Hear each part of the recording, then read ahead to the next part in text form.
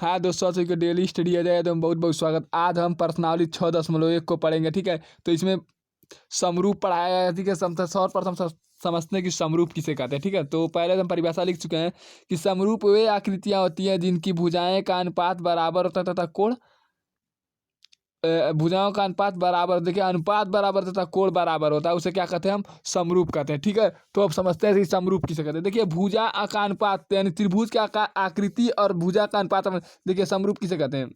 यह त्रिभुज है, समकोण त्रिभुज है इतना बड़ा, एक और त्रिभुज है समकोण त्रिभुज है और यह इतनी त्रिभुज। देखिए आकृति बराबर है तो यह क्या होगा, समरूप होगा, ठीक है।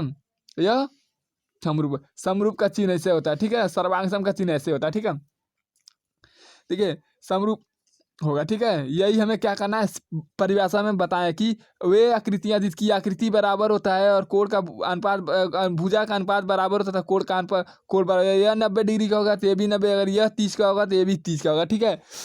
उसे समरूप कहते हैं, ठीक है। तो इसका पहला क्वेश्चन देखिए, कोष्टक में दिए गए शब्द को सही शब्द का प्रयोग करते हुए रिक्त स्थान की पूर्ति करिए। तो पहला है सभी वृत्त होते हैं सर्वांगसम या समरूप। देखिए कोनो वृत्त आप देखेंगे इतना बड़ा होगा और कोनो त्रिभुज वृत्त त्रिभुज होगा, तो देखिए यह वृत्त और यह वृत्त सर्वांगसम नहीं होंगे लेकिन समरूप होंगे। देखिए समरूप में यही रूल होला, आकृति एक जैसा होगा तो क्या होगा, समरूप होगा, ठीक है। तो क्या होगा, सभी त्रिभुज समरूप में भरेंगे, क्या इसमें पढ़ेंगे हम समरूप, ठीक है।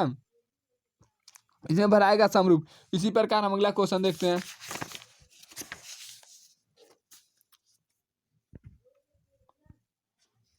कि सभी वर्ग होते हैं, क्या होते हैं। देखिए एक वर्ग इतना बड़ा ले लिए हम, इसका सभी भुजा 4 सेंटीमीटर का होगा, 4 सेंटीमीटर, एक वर्ग हम इतना बड़ा ले लिए, इसकी सभी भुजा एक एक एक, ठीक है।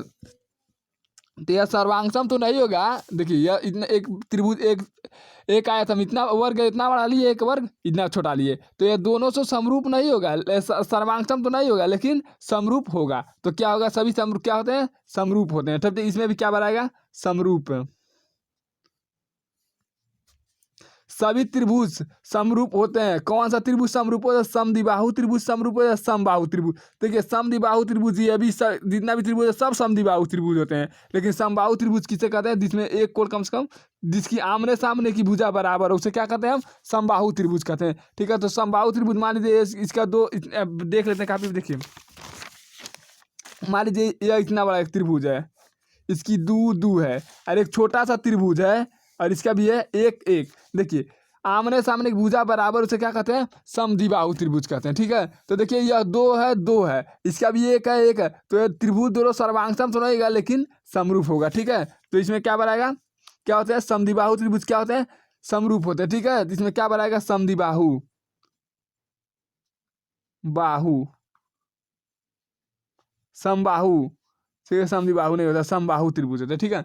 अगला क्वेश्चन देखिए, भुजाओं समान संख्या वाले दो समबाहु समभुज, ठीक है, सॉरी समभुज समरूप होते हैं यदि पहला देखिए दिया है कि उनकी संगत कोण क्या हो, बराबर हो, और उनकी भुजाओं का अनुपात क्या हो, समानुपाती हो। तो पहला में क्या बनाएगा, बराबर